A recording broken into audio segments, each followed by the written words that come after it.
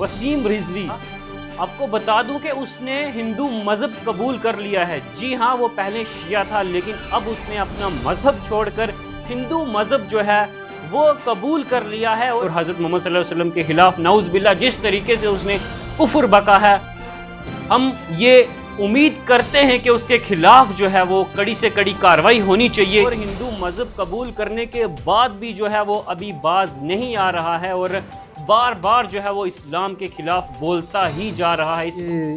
اس نے غلیظ انسان نے اتنی گھٹیا الفاظ رسول پاک صلی اللہ علیہ وسلم کے بارے میں، اس نے رسول پاک صلی اللہ علیہ وسلم کی شادیوں کا ذکر کیا۔ وہ شادیاں جو ہے وہ انہوں نے نہیں کی، اللہ کی پیغام کی وجہ سے کی۔ کہ اس طرح کی بیان بازی کے بعد اس کے خلاف جو ہے وہ کارروائی ضرور ہونی چاہیے۔ اور ابھی تک جو ہے وہ حیرانگی کی بات یہ ہے کہ جموں کشمیر کے اندر جتنے بھی علماء ہیں وہ خاموش بیٹھے ہیں۔ میرے ساتھ اس وقت اسی موضوع کے اوپر بات کرنے کے لیے عباس قاضی جی ہیں، میں ان سے بات کروں گا اور دراصل پوری حقیقت اس وقت کیا ہے جو اس کا نیا جو بیان آیا ہے اسلام کے خلاف جو ہے وہ بار بار اس طریقے کے بیان بازی جو کر رہا ہے، نیا کیا بیان آیا ہے اس کا، میں جانوں گا عباس قاضی جی سے۔ بسم اللہ الرحمن الرحیم۔ میں آج میں پرسنلی بہت ٹوٹ چکا ہوں۔ میں اس کا بیان سنا جب اس نے رسول پاک صلی اللہ علیہ وسلم کی شان میں گستاخی کی، اور اس نے دو ایسے ورڈز بیچ میں یوز کیے جو ناقابل برداشت تھی۔ اور حیرانی یہ بھی ہے کہ ہمارے علماء حضرات اور دانشور اور بڑے بڑے اسکالر جو بیٹھے ہوئے ہیں وہ خاموش بیٹھے ہوئے ہیں۔ بڑی افسوس کی بات ہے۔ اور ایک اس میں فائدہ بھی ہے، خاموش بیٹھنے کا یہ فائدہ ہے کہ کتا اگر بھونکے تو عام لوگ بھی ساتھ میں وہ کریں تو مناسب نہیں ہوگا، تو وہ تو مرتد ہو گیا ہے۔ اس نے اتنی بڑی جرت کی ہے، اس کے پیچھے بھی ایک بہت بڑا ہاتھ ہو سکتا ہے، اور جس خیمے میں وہ جا کے بیٹھا ہے یہ بھی ناقابل برداشت ہے۔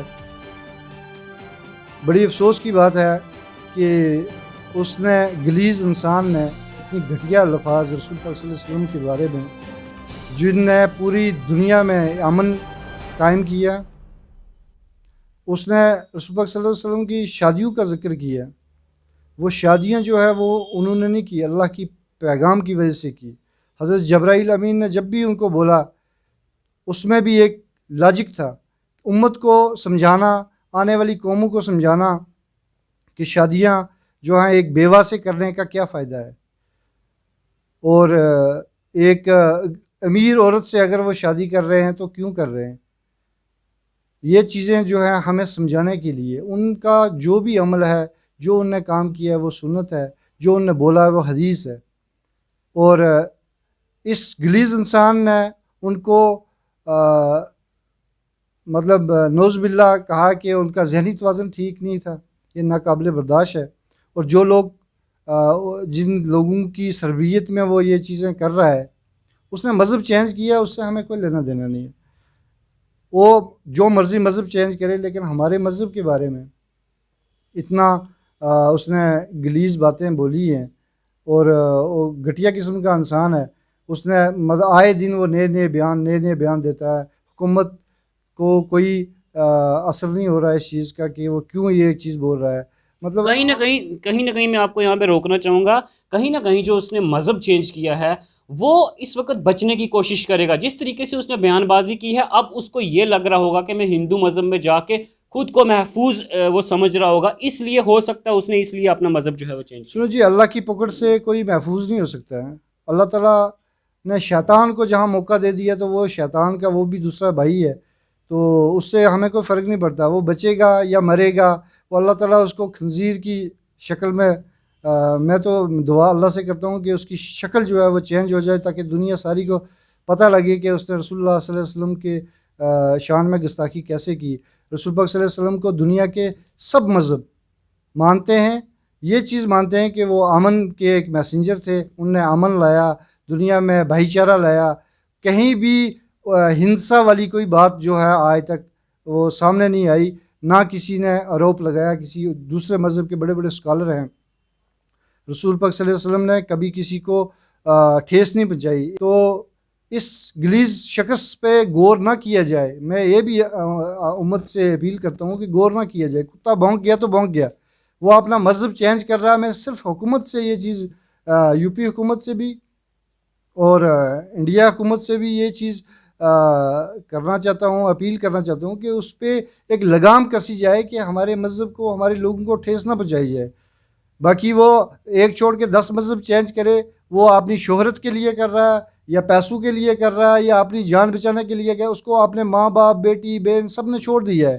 اب ان کا کوئی قصور نہیں ہے، اس کے ماں باپ نے یہ تھوڑا اس کو بتایا کہ تو جا کے بکواس کر یا بھونک جا کے کسی کے مذہب کے خلاف یا کچھ بھی کر۔ تو جی بالکل، اور اگر بات کریں یہاں پر سوال یہ کھڑا ہو رہا ہے کہ انڈیا پاکستان کے میچ کے لیے صرف ایک جشن منانے کے لیے بچوں کے اوپر جو ہے UAPA لگایا گیا، لوگوں کو جیلوں کے اندر ڈالا گیا، لیکن وسیم رضوی جو اسلام کے خلاف جو ہے بار بار اس طریقے کی بیان بازی کر رہا ہے، کیا اس کے لیے UAPA کوئی ایکٹ نہیں ہے؟ کہ اس کے لیے PSA نہیں ہے؟ کیا اس کو جیل میں نہیں ڈال سکتے ہیں؟ الگ الگ جگہوں پہ اس کے خلاف FIR لگ چکی ہیں، لیکن کوئی بھی حکومت کی طرف سے اس کے خلاف کارروائی آج تک نہیں کی گئی ہے، اور بات یہاں تک پہنچی ہے کہ اس نے اسلام کا مذہب جو چھوڑ کر، جو وہ شیعہ تھا، وقاف بورڈ کا چیئرمین تھا، اس نے وہ چھوڑ کر اپنا مذہب اور اس نے وہ ہندو مذہب میں اب داخل ہو گیا ہے، اور آپ دیکھیں گے کہ جس گروہ میں وہ گیا ہے وہ گروہ پہلے سے ہی مسلمانوں کے خلاف جو ہے وہ بیان بازی کرتے آ رہے ہیں، ہمیشہ سے ہی انہوں نے مسلمان اور ہندو کو لڑانے کی کوشش کی ہے۔ اور